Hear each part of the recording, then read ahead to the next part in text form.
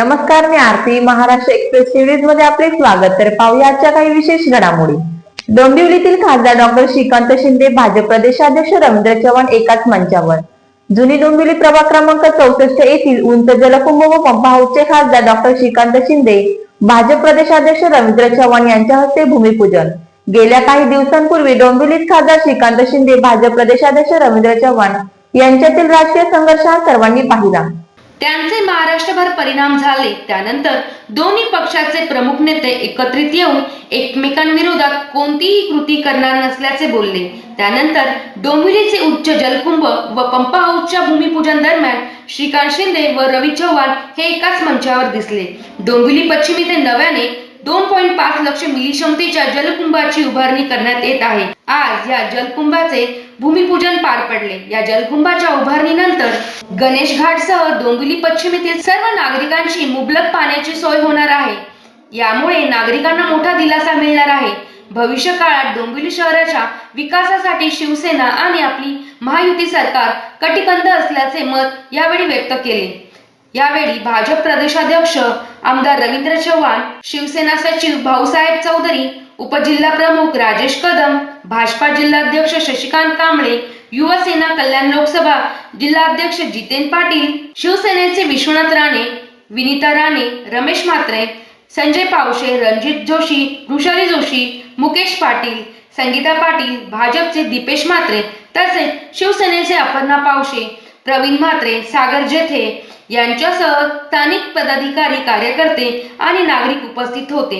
यावेळी डॉक्टर श्रीकांत शिंदे यांनी आपल्या भाषणात सांगितले, डोंबिवलीमध्ये, कल्याणमध्ये अनेक कामे मेट्रोचे असतील, रस्त्यांचे असतील, तसेच 360 कोटीच्या डोंबिवलीतील अमृत योजना असेल, असे अनेक काम हे आपण अनेक वर्ष करतोय आणि आज आपण या सगळ्यांचा महत्त्वाचा विषय होता तो जलकुंभाचा. रमेश म्हात्रे व इतर सगळ्या मंडळींनी या जलकुंभाचा पाठपुरावा केला आणि आज हे जलकुंभ उभे राहिले. चव्हाण साहेब जसे म्हणाले, पुढच्या 8 ते 10 महिन्यांमध्ये जलकुंभ पूर्णपणे तयार झाले तर त्याला महत्त्व आहे, कारण की तारीख हुकली तर प्रकल्पाची मोठी किंमत मोठ्या प्रमाणावर वाढेल. त्यामुळे वेळेच्या अगोदर ही कामे झाली पाहिजे. अशा प्रकारे खासदार श्रीकांत शिंदे व भाजप प्रदेशाध्यक्ष रवींद्र चव्हाण जलकुंभ व पंप हाऊसच्या उद्घाटनाप्रसंगी एकाच मंचावर दिसले. डोंबिवलीमध्ये इंटरनॅशनल दर्जाचं स्पोर्ट्स कॉम्प्लेक्स आपण करतो.